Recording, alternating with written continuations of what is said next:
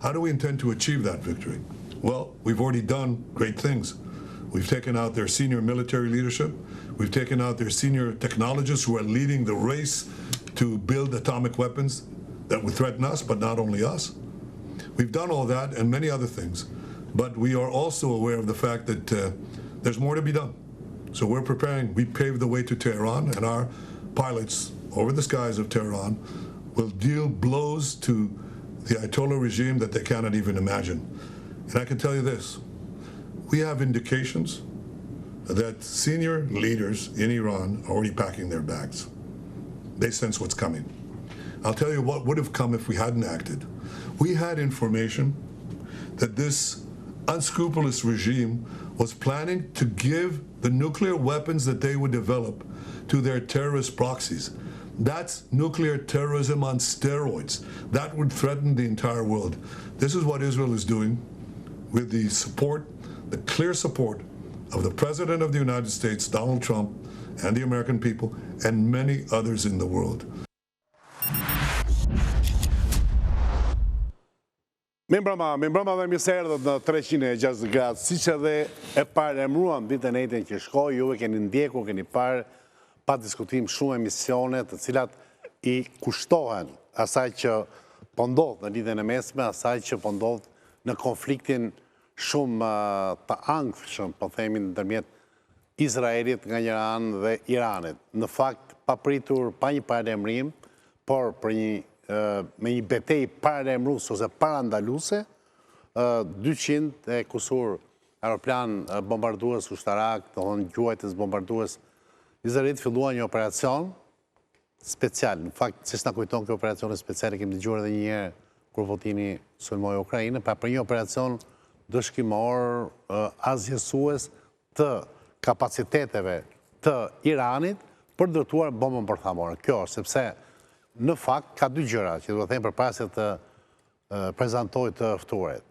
E para, në Kushtetutën iraniane ka një klauzolë dhe ka një nën që është detyrë e qeverisë dhe Republikës Islamike shfarosja e Izraelit. Pra do të thënë mosnjoja dhe shfarosja e Izraelit. Dhe dyta, se thua Irani gjithmonë ka deklaruar që po pasuron uranium për qëllime paqësore dhe është shumë larg bombës atomike. Teoritë konspirative thonë që nuk është e vërtet, akuzat që bëhen nga përfaqësues të lartë të Shtetit Bashkuar të Amerikës dhe sidomos nga Izraeli është që kapacitetet e Iranit janë për të përgatitur gati 10 bomba atomike, të cilat i kanë si shantazh të drejtë për drejtë të drejtuara nga Izraeli. Ky është paktën justifikimi, arsyetimi sepse forcat ajrore izraelite goditën pa paralajmërim territorin e Iranit, sovranitetin e tij dhe bazat ushtarake dhe gjithçka. Sot mund të themi që kemi të bëjmë me një bombardim të nivelit të gjerë. Për ta zbërthyer këtë temë shumë delikate, ne do i kushtojmë gjithë hapësirën e emisionit sotshëm. Jam këtu me zotin Share, mirëmbrëma, ekspert sigurie. Na duhet një çelës historik dhe kemi ftuar zotin Gjet Ndoj, mirëmbrëma, zotin Ndoj. Mirëserë 360 gradë. Mirë të gjithë. Dhe një njeri që njeh terrenin dhe njeh luftën dhe mund të themi që është i ftuar në shumë emisione televizive për këtë gjë. Dritan Goxhe, kapiten, mirëmbrëma Goxhe. Mirëserë. Arfet Pullumi, i cili e ka të hapur dhe të pafshehur mbështetjen e tij për doktrinën trumpiste, e cila është një doktrinë që përplaset sipas arsyetimi i tij me doktrinën liberale që kërkon në një formë ose një tjetër çoroditjen e botës. Enita Bozheko, mirëmbrëma. Eksperte drejtës ndërkombëtare në këtë emision të sotshëm, sepse edhe avokate ke shumë ekspertiza. Pra, si thua doktorat, se overqualified. Tani, duhet kem në lidhje nga Moska Misha Pumon, i cili do na ndihmoj, mirëmbrëma Misha. Mirëmbrëma. Do na ndihmoj për të kuptuar nëse ka një aks midis Teheranit, pra kryeqytetit të Iranit, dhe Moskës. Pra Moska është ofruar Putinit për të bërë një ndërmjetësi paqëtuese midis Izraelit dhe Iranit, por mos harrojmë që Rusia i ka borxhe Iranit sepse 78% të dronëve ja ka marrë, do hënë se thush që ka blerë, apo ja ka marrë, apo i ka marrë nga Irani. Dhe kështu që roli i Rusë... I ka paguar gjitha. I ka paguar gjitha.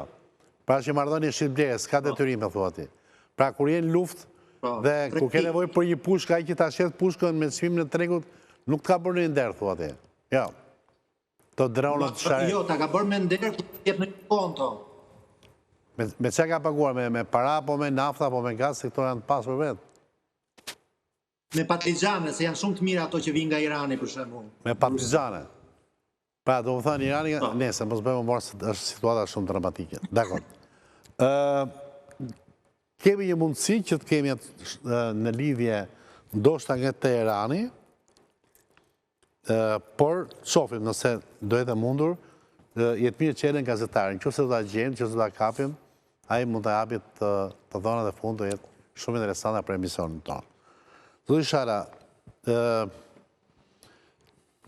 janë thonë shumë gjëra dhe unë duat të futem direkt mundësisht tek abditimi, mos fillojmë historinë nga fillimi, se shqiptarët janë shumë të mëndshur dhe e kanë ndjekur të ngjarjen me një ethet pa parë, dhe mirë kanë bërë. Tani, lajmi them unë, në këtë rast ishte që u duk sikur Irani e çau këtë aerodomin, pra do të thënë këtë mburojën e pa depërtueshme izraelite, për herë të parë u pa që kishte vulnerabilitet, pra ishte një mburojë e cila u saturua nga sulmet, pa u loth nga sulmet me dronët ishin për të çoroditur forcat kundërore të izraelite dhe pam botërisht që shumë nga këto raketat hipersonike goditën Izraelin, ka goditur edhe po themi selin e Mossadit, kanë goditur dhe banesat civile sigurisht, pra do të thënë për e parë ndoshta Izraeli e pa veten të goditshëm, mendoj që ishte i pathyeshëm. Është ky një trik, pra është një legjend, apo është kjo një dëm kolateral i përllogaritur? Që fakti që programi raketor apo programi balistik i Iranit është shumë i përparuar, kjo është pranuar edhe nga izraelitët vetë, dhe është pranuar më përpara bile në letrën që presidenti Trump i dërgoi Ayatollahut për fillimin asaj periudhës 2 mujore për bisedime për mbylljen e marrëveshjes për pasurimin, marrëveshjes bërthamore. Në kundërpërgjigje apo në një informacion publik që dha Ayatollahu, tha që ata synojnë të na kufizojnë edhe programin raketor. Pra, nuk e përmendi fare programin, sepse ata pranojnë, kyt paktën pranojnë që nuk ka program, nuk ka synim prodhimin e bombës bërthamore, por pika dobët ishte programi mos na kufizojnë në programin raketor. Pra, ata kanë një program të zhvilluar. Plus asaj një farë kualidimi të këtij programi raketor, ata e bën edhe në dy sulmet e fundit që bën para disa muajsh, domethënë ato lojën luftash që bën, se ajo është si një lojë luftash, kurse tashmë është luftë e vërtetë, domethënë. Megjithëse nga ana procedurale, po themi, asnjëri shtet nuk i ka shpall luftë tjetrit. Janë të dy në luftë, po asnjëri s'ka shpall luftë zyrtarisht, të shpall luftë, domethënë mblidhet një institucion. Po, mblidhet një institucion vendimarrës i Izraelit apo një institucion vendimarrës i ata që kanë për kompetencë me shpall luftën, asnjëra nuk ka shpall luftë. Domethënë, ndiqet ky stili i operacionit special. Pra, në standardin teorik... Ka dështuar Iron Dome, apo jo, përgjigje direkte? Në standardin teorik, Iron Dome garanton deri 92%. Jo 100%.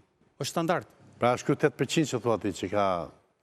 Kjo është më shumë se sa 8% me sa duket tash, po 8% që na e pranon, po të vini 100 raketa dhe 8 raketa të shkojnë në destinacion është goditje e madhe për Izraelin. E cila ishte mësuar që ti mbulon të gjitha.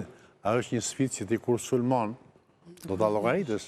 Ata kanë marrë, por nuk mendonin që ata mendonin që po i neutralizojnë, siç duket, të gjithë kapacitetet, po i nxjerrin jashtë funksioni dhe ka këndon lajme që kemi goditur bazat e raketave, po ke parasysh nuk avantazhin fillim e ka ai që bën sulmin, e ka avantazhin apo surprizën e ka ai, po kjo nuk do thotë që vazhdon gjatë kjo, sepse pala tjetër përgatitet dhe një pyetje shpejt dhe një pyetje mundësisht të shkurtër. Si ka mundësi, me që juve e një ekspert sigurie, si ka mundësi që Mossadi, pa shërbimin sekret izraelit, të ketë piketuar të gjithë kokat më të rëndësishme të sistemit mbrojtës iranian. I fundit që u vra ishte kreu i shërbime sekrete. Pra, kreu i shërbime sekrete, shefi shtabit, zëvendës shefi shtabit, të mbrojtës general pa fund. Si ka mundësi që këta tani, si ka mundësi që shkonë në frinë për shtëpia, se këta e kuptojnë që janë target, apo se kanë kuptuar që janë target? Me sa duket e kanë nënvetësuar, se u tërgua dhe ku janë vrarë, kanë shkonë për apartamentet dyre, kanë thënë natë e mirë njëri tjetrit, familjes, dhe kanë fjetur pa mbrojtur. Nëse se i kanë neutralizuar në për bunkere. Më çuditshme është se Izraeli përdori të njëjtën taktik për kositjen e udhëheqësve që përdori edhe për Hamasin edhe për Hezbollahun. Pra të njëjtën taktik përdori, të njëjtën taktik. Ndryshe nga këto tjerët ishte se ai arriti, kjo tregon forcën e atij shërbimi, është një shërbim shumë i fuqishëm. Taktika të reja, domethënë ajo disa ditë pas ndodhes në Rusi ky stil apo ky modus operandi ndodhi edhe atje dhe ata arritën që të godasin elitën, por goditja e elitës nuk është goditja e regjimit komplet. Duhet jemi të qartë për këtë, se nuk është se i kanë marrë pak si lehtë këto punë. Ata ishin pa përket, më edhe unë nuk e di se nëse do të më lejo, desha të them që ne kemi 3-4 gjëra që lidhen me këtë punën e Iranit, edhe ne si Shqipëri, sepse duhet që na lidh ne tash me këtë. E para, në Shqipëri nga 2013 këtu strehohet opozita iraniane. Dihet ato problematika që ka sjell kjo dhe reagimi i ashpër i iranianëve, i qeverisë iraniane që ne i pranuam ata. Ne patëm ato arsyet tona, arsye humanitare e para dhe me ndërmjetësimin ndërkombëtar, sidomos të Shtetet Bashkuara të Amerikës. Dhe Izraeli dhe Irani, sidomos në vitin 2022, ka bërë përgatitje, janë dhënë edhe lajme, që bëri planifikim për goditjen raketore të bazës së Manzës.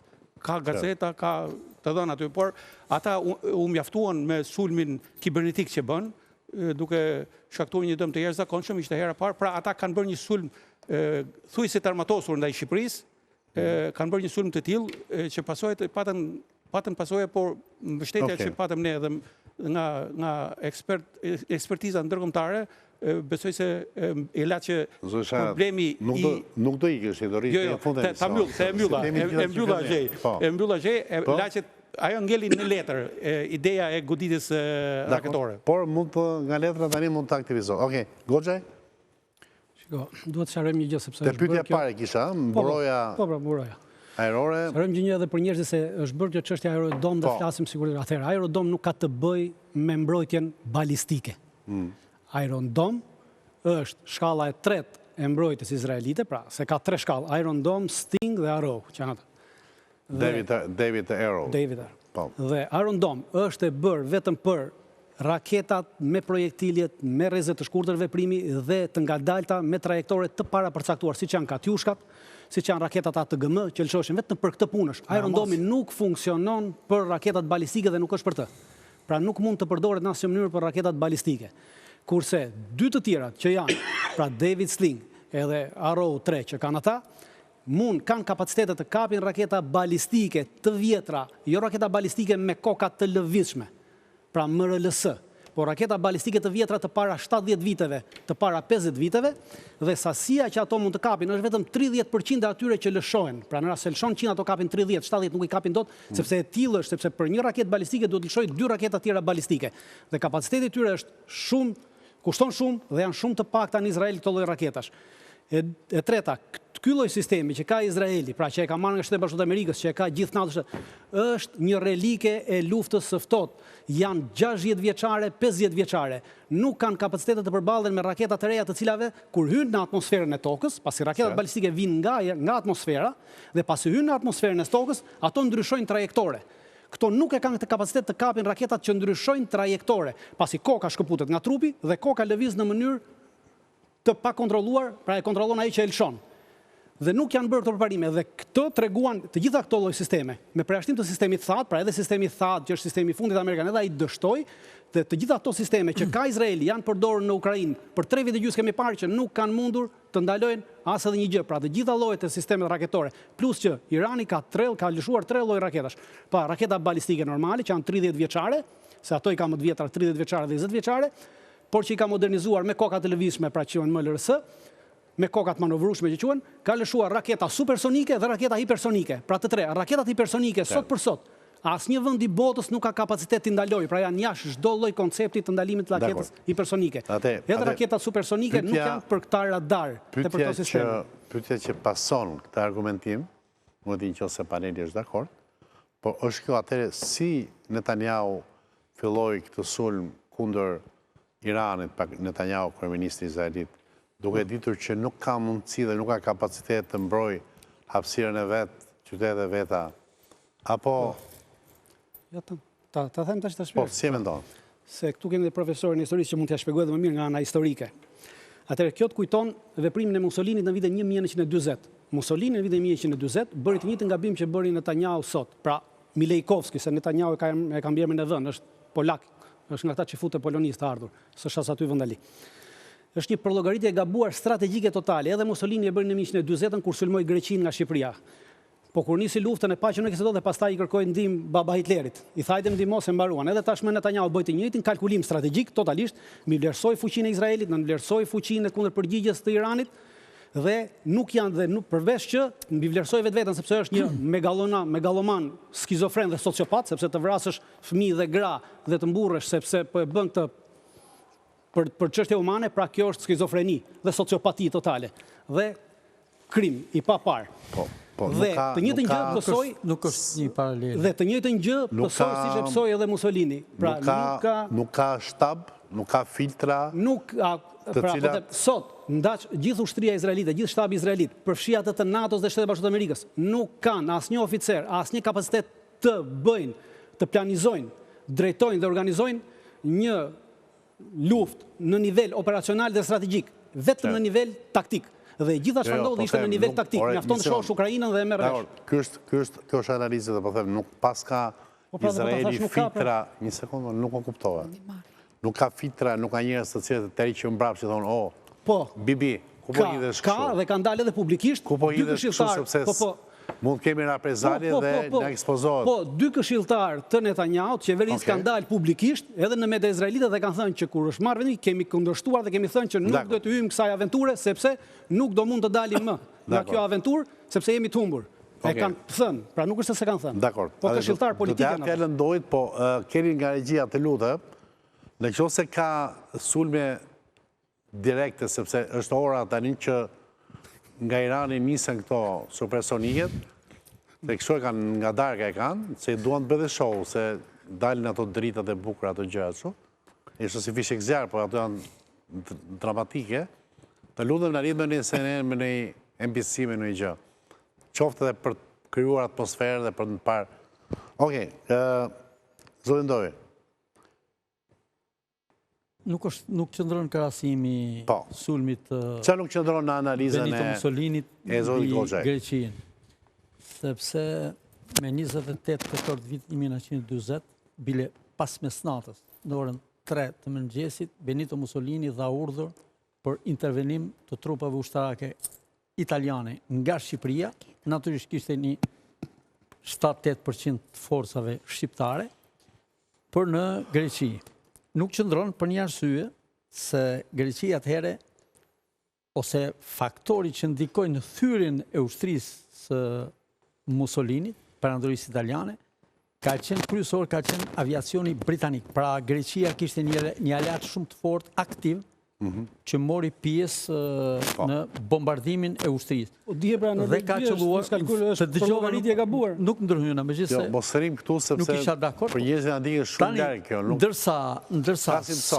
Ndërsa sot sulmi i Izraelit, unë mendoj që duhet ndërtojmë kontekstin që mos të kapim mas detajeve, se detajet nuk na çojnë gjykundje, ose do të na çojë në Ka konkluzione teori të që thonë që gabuara. e vërteta fshihet në detaje. Te detajet Vetëm djalli e vërteta është Po djalli shpeshherë në mesjet identifikohet me detaji është grind Lucifer, ai që jep të dritën. zvërtetas, të zvërtetës, Zotin Arori, po. por konteksti është ai që nuk të lën të gabosh. Kanë bërë po llogaritje të gabuara apo Konteksti të nuk të saktë. lën të gabosh. Deklarata Tashi- e zotit Katz, që është ministri i mbrojtjes Izraelit, ka thënë që Ata kanë Irani sulmuar- do katadiset si Siria dhe si Libani. Ato kanë Është ky bast apo s'është ky bast? është bast edhe është pothuajse ka filluar të preket ky sukses. Sepse Po? Izraeli sulmon Iranin pasi ka mbytur ose ka asfiksuar, ka neutralizuar veprimet e Hezbollahve, veprimet e Hamasit, edhe deri diku edhe të Huthit në Yemen, dhe ka Pa e Huthi sikur goditi me raketa ka shkatruar, letë godasi se një raket e ka, po do të thënë e ka asfiksuar dhe e ka çliruar. Irani nuk është i mbrojtur, Irani sulmonte për të mbrojtur, për ta mbajtur në kontroll Izraelin, po ajo perdi u shkatru nga vetë Izraeli, natyrisht në koordinim edhe me Perëndimin, ndërsa radha i kishte ardhur pikërisht Iranit dhe në kohën e dur pas tyre veprimeve, dhe po shikojmë ngjashëm me goditin që i bëri Hezbollahut në zonën e Libanit edhe të Sirisë edhe të Irakut, pak a shumë në atë stil ose edhe suksesi i tij po duket ngjashëm me atë sukses në goditjen e drejt për drejt të Iranit. Irani gjithnjë e më shumë ka filluar të japi shenjat e zbehes ose e kundër veprimit të dobët të tij. Në fillim e nisi me eufori, e nisi me premtimet mëdha që do bëjnë namet. Jo. Sot Irani s'ka bërë gjë tani, se Irani mbrojtje ka bërë. Sot për një farë kohë, jo, Irani gjithë arsenalin, se pika ma forte e Iranit janë raketet balistike, siç e thanë më mirë e dinë specialistët. Por një sekond, fal, të tjerat Irani nuk mund të hahet me Izraelin, nuk Okej, të lutem, më falni edhe ju që prisni radhën, kam më duket nga Teherani, zotin Eni Kokomani, hoq, mi mbrëma zoti Kokomani. Nuk e di, a më dëgjon, a dëgjohet zoti Kokomani? Mi mbrëma. Nuk vjen zëri mirë, është të Teheran, do shta lidhjet, interneti, ka 10 vjetë që jeton në... Alo, më dëgjon? Mi mbrëma. Oke, tani e ke zërin më mirë, afro që të tjesh afër mikrofonit.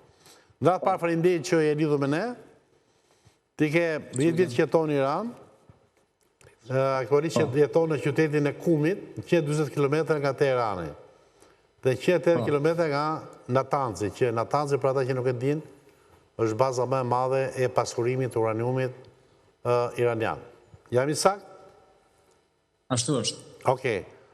Si mund ma përshkruar situatën, dëgjova që ke kaluar rrezik për jetën dhe juve, si e situata në Iran? Nga kënd vështrimi juve?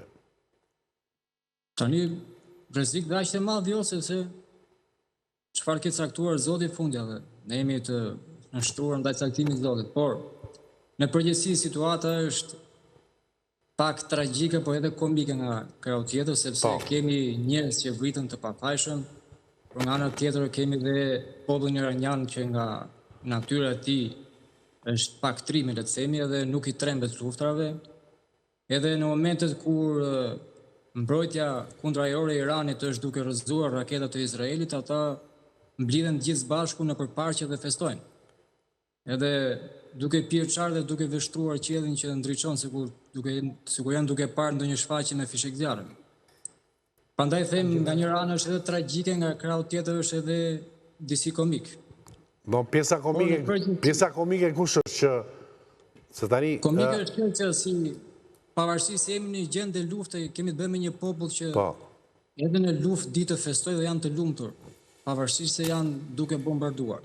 Duke u bombarduar. Që nuk i tremben luftës. Kuptova. Pyetje, sipas të dhënave të qeverisë iraniane, ka një numër që ka kaluar 1000 e disa e kusur vetat të vrarë nga bombardimet izraelite. Qofshin ushtarak, qofshin civil, mos them që është më shumë.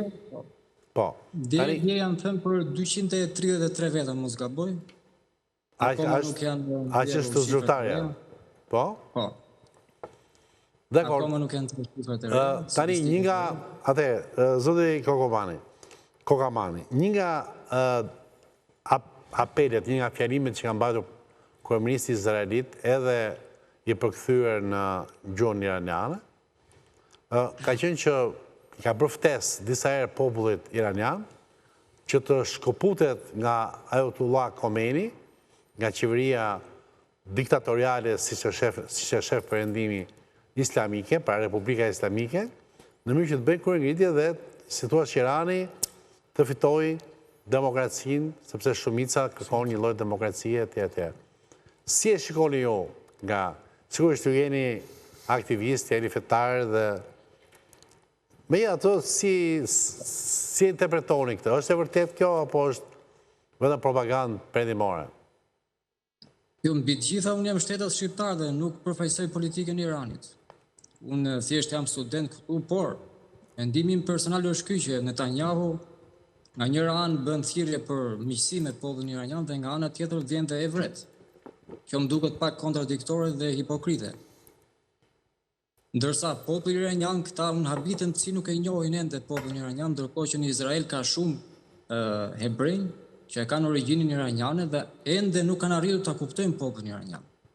Populli iranian është një popull që është mjaft solid kur vjen puna për vështirësi.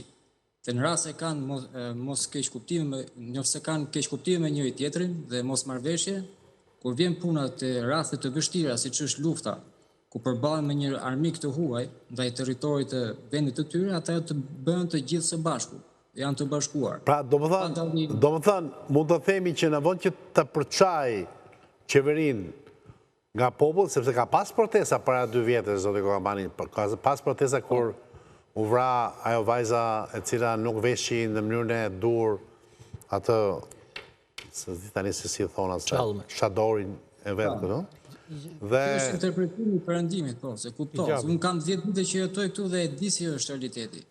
Po të vish sot në Teheran, i ke pothuajse si në Shqipëri, nuk ka asnjë ndryshimi. janë të zbuluara zonjat. Është në Shqipëri asnjë ndryshimi nuk ka. Janë të zbuluara. Normalisht ka vende që duhet zbatuar pas e rregull, se kur shkosh te institucione shtetërore, normalisht kanë kodin e tyre. Qartë. Që duhet të zbatojnë si një moment. Tani, duke përfituar nga fakti që kemi një lidhje shumë të mirë me ju, mund të qëndrojmë dhe më gjatë të emision? Mund të qëndrosh? Dërkohë ta, që ta transferoj debatin dhe në antarët e tjerë të emisionit. Atë, Pollumbi, kemi një pamje nga Irani, kemi një deklarat që e filluam me Netanyahu, i cili kërkon të ndaj, po themi, iranianët e lirë nga një qeveri despotike. Kemi Trumpin që thot, kam shpresa për pajtim. është një koktej i paparë. Njerëzit kanë shumë informacion, por ju mungon ndoshta dekriptimi për të kuptuar çfarë po ndodh realisht. Në fakt, sikur Irani të ulej në troezën e bisedimeve për arsye të arritjes një marrëveshje për armët bërthamore, si dhe për programin e energjisë, pasi Irani kënej thot e ka për prodhim energjiet, për prodhime për përfitime ekonomike, dhe në anën tjetër ka deklaru që do të afshin nga faqja e Leut Izraelin. Pra, edhe Irani ka kënë kontradiktor. Nëse Irani do ulej në troezën e bisedimeve, unë mendoj se kjo nuk do të ndodhte. Por situata është bërë shumë komplekse. Vërtet, tash duhet maturi, duhet gjakftotësi dhe duhet përfshirje të gjitha aktorëve që situatat mos përshkallëzohet më keq. Po. Përveç kësaj, Tani vetëm një gjë se ndonjëherë duke qenë në përstuar televizive shoh edhe veten time dhe kolegët mi, edhe juve, që neve duket sikur japim, na duket ndonjëherë vetë sikur ato që themi ne do i marrin kancelarit dhe do të bëjnë slajde e punë. Nuk është kështu. Jo, ajo ju kërkoj jo, se ti thua, Irani duhet bëj këtë, Irani do bëj atë që do ai. Unë po them tani situata është kjo. Kemi Izraelin që thotë do ndaj qeverinë e Iranit nga populli i Iranit. Kemi Izraelin që ka filluar një sulm të fuqishëm kundër Iranit Tani, Zoti Kokamani që jeton aty, thotë që populli në vend që të shpërçahet është më i unifikuar. Të atë thënë, dhe kemi disa, po themi, perceptimi që kishim më përpara për Erdon, pra do të thënë për atë mborojën e hekurt, apo për në të harkun e Davidit, që janë të 2-3 sistemet mbrojtëse ajrore të Izraelit, të cilat raketat supersonike e hipersonike i kanë qarë. Tani, kjo luft ka dy teza. Një tezë që thot Goxha që nuk i kanë bërë logaritmje, pra ka një munges algoritmi. Zoti Ndoj thot jo, i kanë bërë logaritmje. Zoti Shala thot që lufta është luftë edhe ka të panjorët e veta e tjera, por sigurisht Mossadi e ka udhëhequr deri tani duke këputur kokat e detuesve më kryesor të Iranit, pra do të thënë se thosh ndoshta ka një trullosje trupi i drejtues i këtij Iranit madh. Tani ku jemi? Po e thamë që Irani duhet bëj këtë, të heqë këtë, atëherë të merrem me fakte. Profesor departament amerikan. Atëherë të merremi me faktet konkrete. Izraeli e bani goditjen e vet ushtarake dhe për mu la rezultat, se të arrish me eliminu shefin e gardës, Hussein Salamani, shefin e shërbimeve sekrete, të arritësh me godit edhe ato baza ku mendohet që ishin për të prollu armët bërthamore, është arritje, por në anën tjetër, Izraeli pati dhe goditje. Dhe goditjet që bëni Irani, Izraeli nuk arriti që ti shpërthente në ajrë, pra interceptorët nuk i kapën armët dhe predhat e Iranit. Po ta shohim në rastin konkret, Izraeli nihet më i fuqishëm, sepse ka një aleat në krah si që janë Shtetet e Bashkuara të Amerikës. Në rastin tjetër, Moska dhe Rusia është e lodhur prej luftës Ukrainës. Dhe unë kam një gjumë me vëmendje, një analist politikës jashtme ruse, të cilët ishin shumë të shqetësuar, por thonë që nuk do ta mbështesin me armë në këto momente Iranin. Ajo që është më paradoksale është fakti që i vetmi udhëheqës botror që ka pas aksesin të flasë me të dy liderët është Putini, sepse Putini e ka aleat Iranin, ndërsa me Izraelin ka marrëdhënie të mira. Pavarësisht se Rusis nuk i intereson që në Iran të ketë ndryshim sistemi, për të njëjtën kohë nuk i intereson edhe që të përketësoj marrëdhënie. Tu jemi në analistë, një shumë. Jo në kështu. Po mirë më të hapim pak shpresë edhe njerëzve mos tom luftu. Për ta fillova me atë se çam mendoj ti. Dalim nga roli i dekryptimit. Ndoshta zoti Xhej, nuk na pyet ajo që duket pika më e fortë e Iranit ishte në prag të krijimit bombës atomike bërthamore. Ajo në fakt është pika më dobët e tij, jo më e forta, sepse asnjë nuk e dëshiron një shtet me arsenal bërthamor, një shtet të ri me arsenal bërthamor, as vetë Rusia, natyrisht as Arabia Saudite jo, gjithë rajoni. Dhe kjo është pika dobët sepse nuk po gjen aleat dhe ajo qëndrimi i vakët i fuqive të mëdha që janë aleate me Iranin për çështjen e goditjes me sa duket po pranojnë në heshtje dhe po i leni farë dorë të lirë në ta Izraelit për ta goditur. Dhe unë them që do mbyllet kjo çështja e armëve bërthamore dhe pastaj mund të jetë historian dhe historia bazohet mbi memorje. Ka 33 vjet. 33 vjet Netanyahu që përsërit të njëjtën gjë. Prej 92-shit ka thënë që në 92-shit nga nisur ka thënë Irani për 3 vjet bën bombën bërthamore. Pastaj në 2010 tha për 6 muaj prodhon bombën bërthamore. Në 2012 tha për 1 vit prodhon bombën bërthamore. Në fakt ku jemi? Në 2013, prit, shih memorien historike. Shih memorien historike. Po si më se letësoj çfarë doj, po shih memorien historike dhe ka thënë të njëjtën retorik që mori Bushi në 2003 kur sulmoi Irakun, që i thoshte popullit të Irakut, se kemi me juve. E kemi me Saddam Hussein, do t'ju sjellim neve juve do t'ju sjellim demokracinë dhe i sollën terrorizmin dhe pasi i vran ja 1 milion a 2 milion iraken, shin çfarë drejtë kanë sjell. Dështë Irani pothuajse ka pranuar vetë që janë prakt jo më Irani s'ka pranuar asnjë gjë. Jo më se Irani nuk krijon bombë bërthamore, se prej vitit 2003, prej vitit 2003, Irani ka hequr dorë nga prodhimi i bombës bërthamore, është një fatva e Ayatollah Khameneit. Dhe para 2 muajsh juve që po i bëni kaq temenak të Izraelit, pra këtij perëndimi duhet ta kishe kuptuar, ta kishe lexuar, të paktën ta kishe pasur dijenin. Para 2 muajsh, këshilltarja e presidentit Trump që kryeson të gjitha, që kryeson Drejtoresha e zbulimit. Drejtoresha e zbulimit, që mbulon 18 agjensi zbulimi, doli para kongreset dhe tha, për DNA-n ton, ishte data 25 mars i këtij viti. Irani as nuk ka program dhe as nuk ka qëllim deri më tashti dhe as nuk ka një fata për krijimin e bombës bërthamore. Tashmë, ju po thoni e ka. Po pse justifikon vetë Irani? E di më mirë ajo zonja që e di më mirë shteti që ka agjensitë më të fuqishme të zbulimit apo e dini ju më burrë vetë. Atëherë Të na thoni se keni humbur kohë në rast se jeni për të punë dhe nuk pe kontestoj zoti Goxha, një sekond. Dhe e dyta, jo për të thënë Irani justifikon veten me budallakun që do të shuajë Izraelin. Po kush është ai me shukan Izrael? Kush është ai me shukan? Nuk me shua s'kan. Irani ishte në tavolinë Po justifikon vetë Irani, mo. Vetë e futën gjërç të Izraelit. Izraeli fut vetën kurth se thon do ta shfaros. Mos thon që do ta shfaros dhe t'jap drejt ty. Ai e futi vetën kurth Izraeli. Po pse me fjalë gjithë ata që thon do ta shfarosim, do ta shuaj. Edhe unë them që ky Izraeli sotëm, pra ky Izraeli terroristi sot nuk do të ekzistojë. Po mirë, ti thus do të ekzistoj, po ti thus do ta shfarosi. Kjo një dëshirë.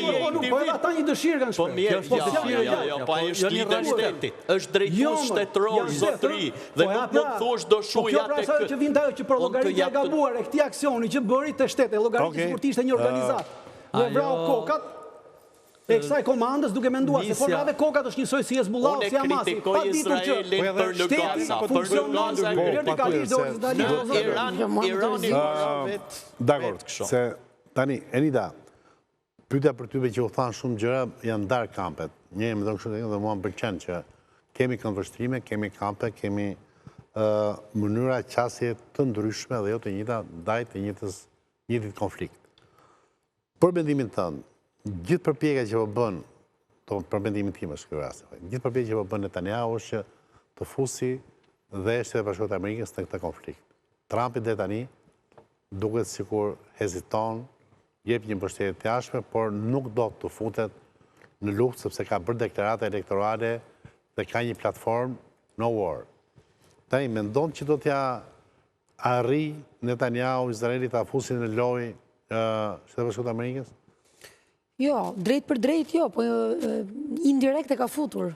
Do me thënë, në aspektin faktik, indirekt e ka futur. Dhe këtë e kam pranuar botrisht të gjitha le të themi kancelerit në një lloj mënyre, në të cilën në qoftë se nuk do të ishte ndihma e Shtetit Bashkuara të Amerikës dhe Anglisë, se duhet ta nënvizojmë, Izraeli nuk do mund t'i bënte ballë gjithë këtyre sulmeve përmes barrierave mbrojtëse që kanë për sa i përket sistemit raketor, sulmit iranian, ose më sakt, do t'ishte më e rënd pasoja që do të prodhonin sulmet raketore iraniane, nësë Amerika dhe Anglia nuk do të jepte ndihmë Shtetit e Bashkuara.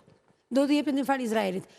Dhe Trumpi është pak figurë kontradiktore, sepse para një 2 orësh, me qënë se duhet ta marrë pak bisedën, deklaroi dhe tha, Irani tani është vonë në ditën e 61 që të ulet në tryezën e bisedimeve. Tani, Irani nga ana tjetër, po sot, deklaroi dhe tha që ne, gjithsesi, jemi gati të vazhdojmë bisedimet. Pra, në ato që ishte një situash komunikim para rendës për të ullur dhe për diskutuar për situatën. Edhe kjo është një tregues shumë i rëndësishëm që Irani po jep shenjat e dorëzimit të tij. Jo, kjo është një strategji. Po flasim për Iranin, po flasim për Pers. Para 3 ditësh. Po flasim për Persian. Po flasim për njerëz që në historinë e ADN-s së tyre kanë pushtuar botën. Nuk po flasim për një popull budalla. As për një popull që është i rastësishëm. Një sekond, jo, më falë. Jo, po e kuptoj, pra dhe ti po thua po dorëzohet Irani. Një sekond. Jo Irani, jo regjimi. Se Irani, populli pers e njoh më mirë se ti unë. Më mirë, ju mund të njeni shumë gjëra, po nuk dini sa di unë, po kjo është histori tjetër. Po për te kësaj, ne po flasim për koncept. Dhe koncepti edhe që përfaqësohet. Ore, koncepti është, juve s'that asnjë koncept kur folet, ashim lej mund të flas.